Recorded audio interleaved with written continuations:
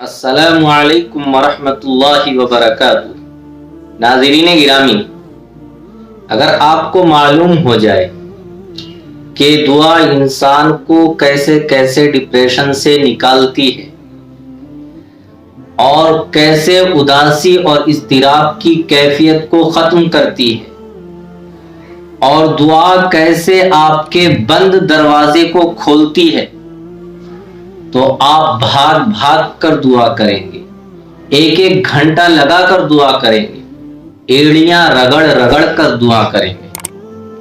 لیکن یہ بات انسان کو ایسے سمجھ میں نہیں آتی، یہ سمجھ میں آتی ہے دعا کرنے سے۔ اسی لیے اللہ تبارک و تعالی نے قرآن کریم کے اندر فرمایا ادعونی استجب لکم، کہ تم مجھ سے دعا مانگو، میں تمہاری دعاؤں کو قبول کروں گا۔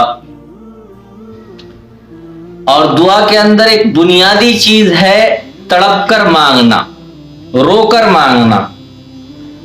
آپ کے ساتھ ایک واقعہ شیئر کرنا چاہتا ہوں۔ آپ نے حجاج ابن یوسف کا نام سنا ہوگا، جو بہت ہی ظالم و جابر حکمراں اور بادشاہ گزرا۔ کئی لوگوں کو اس نے قتل کرایا۔ ایک مرتبہ وہ حرم کے اندر بیٹھا ہوا تھا، اس نے دیکھا کہ ایک شخص ہے جو کعبے کا طواف کر رہا ہے، بیت اللہ کا چکر لگا رہا ہے، اور وہ دعا مانگ رہا ہے کہ اللہ مجھے اپنے فضل و کرم سے میری آنکھوں کی روشنی لوٹا دیجیے، جو میری روشنی کم ہو چکی، جو میری بینائی کم ہو چکی ہے، اسے واپس کر دیجیے۔ حجاج ابن یوسف نے کہا کہ رکو، اور پوچھا کہ کتنے چکر ہو چکے؟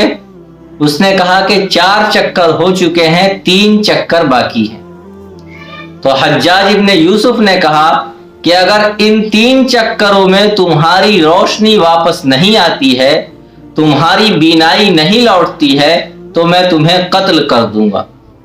اور اس کے لیے قتل کرنا کوئی اہم بات نہیں تھی۔ اب جب 3 چکر یہ بھی پورے ہو گئے تو بھاگا ہوا آیا حجاج ابن یوسف کے پاس اور کہنے لگا کہ دیکھیے میری بینائی واپس آ چکی ہے، اور جو میں پہلے دیکھ نہیں سکتا تھا وہ دیکھنے لگا۔ تو حجاج ابن یوسف نے کہا کہ یہ کیسے ہوا؟ تو اس نے کہا کہ جب آپ نے کہا کہ اگر تیری بینائی نہیں لوٹتی ہے تو میں تجھے قتل کر دوں گا، تو میں تڑپ تڑپ کر دعا کرنے لگا، تو اللہ نے میری روشنی لوٹا دی۔ تو حجاج ابن یوسف نے کہا کہ میں بھی یہی چاہتا تھا۔ تو اس سے ایک بات پتہ چلتی ہے کہ انسان جب دعا مانگے تو تڑپ کر مانگے، رو کر مانگے، تو انشاءاللہ اس کی وہ دعا قبول ہوگی۔ فقط والسلام۔